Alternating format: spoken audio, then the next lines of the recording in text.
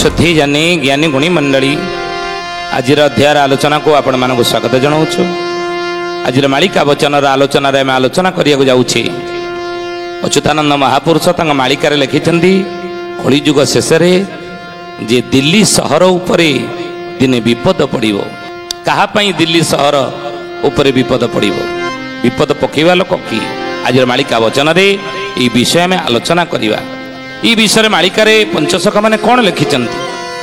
दिल्ली ये ज्ञानीगुणी मंडली भारतर जी हूँ राजधानी, ये राजधानी उपरे विपद पड़ो दिने बोली अच्युतानंद मालिका लिखिं। आउ से विपद केबे पड़ो? आ किए पकेब विपद? आज मालिका वचन आलोचन ये विषय में आलोचना करवा। मालिकार नाम है सिद्ध काहाली। सिद्ध काहाली अच्युतानंद महापुरुष लिखिले कौन ना 5 जे हजार ठारो महाभय हे बाबो, महाभय हे दिल्ली सम्राट को आसी विपद पड़ी बाबो, विपद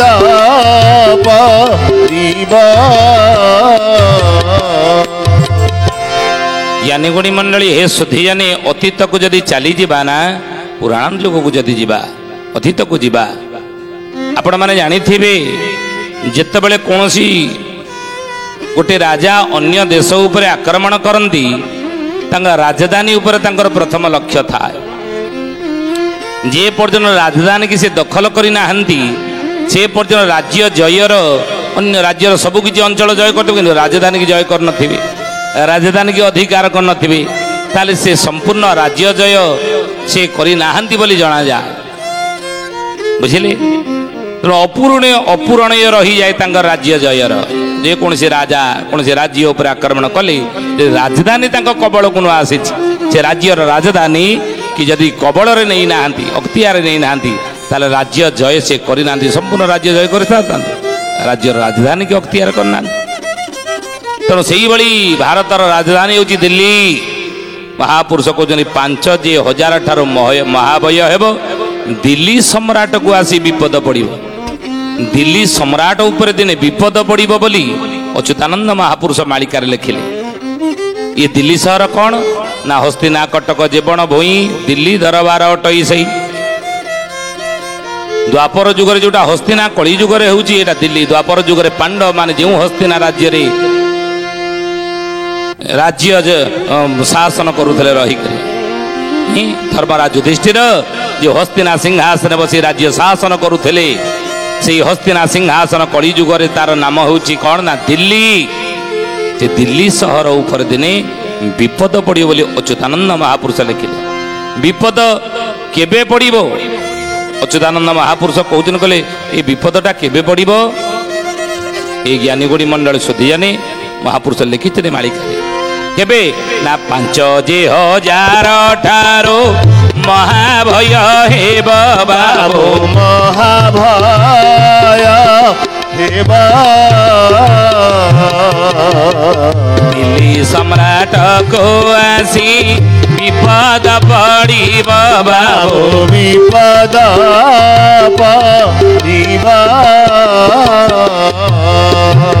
5 जे हजार ठारो महाभय हेब अर्थ कलिजुग जेतबेले 5000 वर्ष भोग होइजिब। ये 5000 वर्ष भोग परे परे दिल्ली सहर उपरे विपद पड़ो। दिल्ली सम्राट को विपद पड़ो। 5000 वर्ष का भोग होइनी। हाँ कलिजुग 5000 वर्ष भोग हो गला। अतीत दिल्ली सहर उपरे आक्रमण होइछि आउरी आगो को बड़ विपद रही। से विपद पकेब किए ना गांधार सेन जे गोल करिबा अवश्य गोल करिबा अवश्य 5 जे हजार 5 सरीब बयस बाबो, सरीब बयस गांधार सेन जे गोल करिब अवश्य 5 जे हजार 5 सरीब बरस बायुष। कहले दिल्ली सहर उपरे आगो को गांधार सेना विपद आनिबो। दिल्ली सम्राट उपरे गांधार सेना विपद पकेइबो। ଏ ଗାନ୍ଧାର ସେନା କି ଏ ଜ୍ଞାନୀ ଗୁଣି ମଣ୍ଡଳୀ ଶୁଦ୍ଧି ଜନେ ମାଳିକାର ନାମ ହେଲା ସିଦ୍ଧ କାହାଳୀ ଅଚ୍ୟୁତାନନ୍ଦ ମହାପୁରୁଷ ଲେଖିଲେ। ଏ ଗାନ୍ଧାର ସେନା କି ଗାନ୍ଧାର ସେନା କହିଲେ କଣ ନା ଗାନ୍ଧାରର ସେନା ମାନେ ଗାନ୍ଧାରର ସେନା ମାନେ କି ଦ୍ୱାପର ଯୁଗରେ ଗାନ୍ଧାର ବୋଲି ଗୋଟେ ରାଜ୍ୟ ଥିଲା ନାଇଁ। ଆଉ ସେ ଗାନ୍ଧାର ରାଜ୍ୟର ରାଜା ଥିଲେ କି ଶକୁନି। ଗାନ୍ଧାର ରାଜ୍ୟର ରାଜା ହେଉଛନ୍ତି ଶକୁନି, ଯିଏ ହେଉଛନ୍ତି କୌରବ ମାନଙ୍କର ବା ଦୁର୍ଯ୍ୟୋଧନ ଦୁଃଶାସନ ପୂର୍ବେ କୌରବମାନଙ୍କ 100 ଭାଇ ମାନଙ୍କର ସେ ହେଉଛନ୍ତି ମାମୁଁ, ଯାହାର ଭଉଣୀ ହେଉଛନ୍ତି ଗାନ୍ଧାରୀ ନୁହେଁ। ବିବାହ କରିଥିଲେ କାହାକୁ? ଅନ୍ଧଧୂତ ରାଷ୍ଟ୍ରକୁ। ଏ ସୁଧୀୟନେ ଜ୍ଞାନୀ ଗୁଣୀ ମଣ୍ଡଳୀ ବିବାହ କରିଥିଲେ କାହାକୁ ନା ଧୂତ ରାଷ୍ଟ୍ରକୁ। ଦେଖନ୍ତୁ ଧ୍ୟାନ ଦେବେ କଥା ଉପରେ। ଧୂତ ରାଷ୍ଟ୍ର ସେତେବେଳେ କୋଉ ରାଜ ସିଂହାସନ ବସିକି ରାଜ୍ୟ ଶାସନ କରୁଥିଲେ?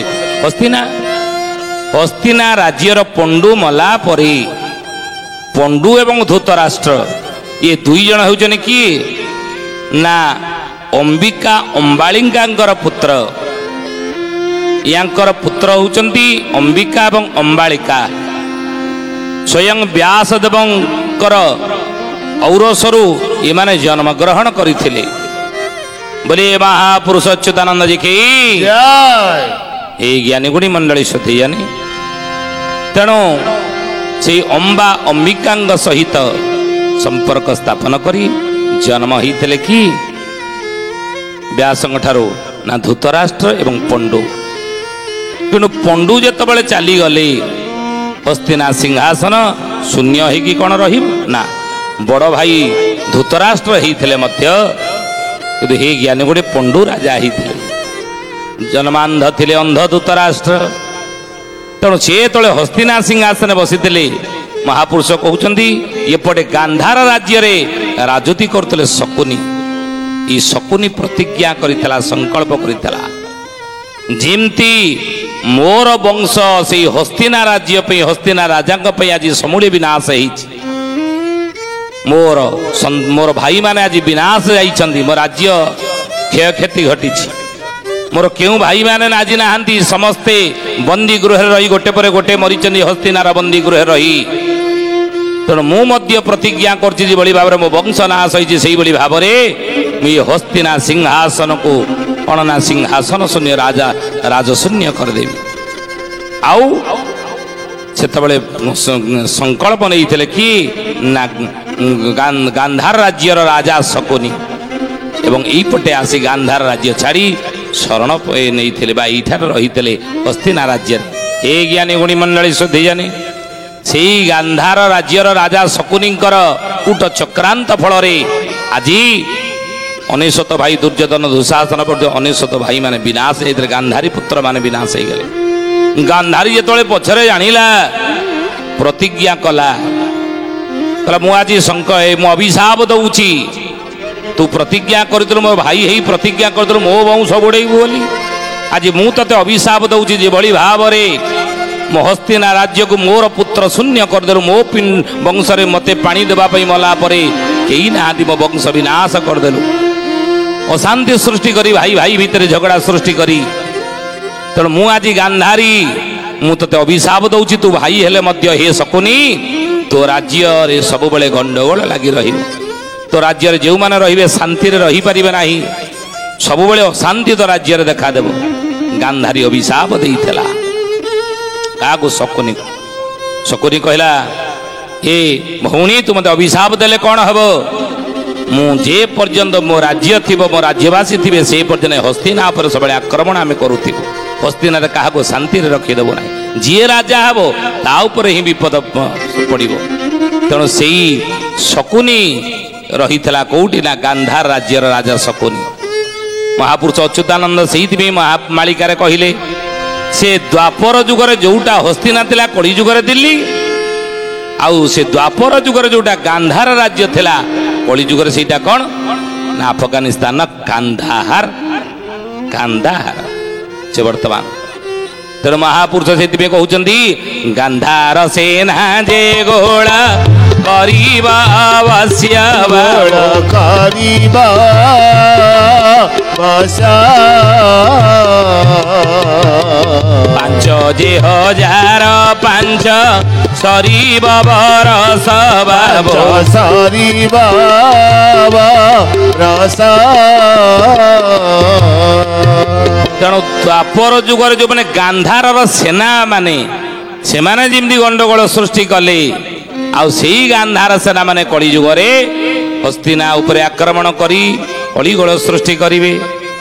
ସେ ଗାନ୍ଧାର ସେନା କି ନା ମହାପୁରୁଷ କହୁଛନ୍ତି ତାଲିବାଦୀ ମାନେ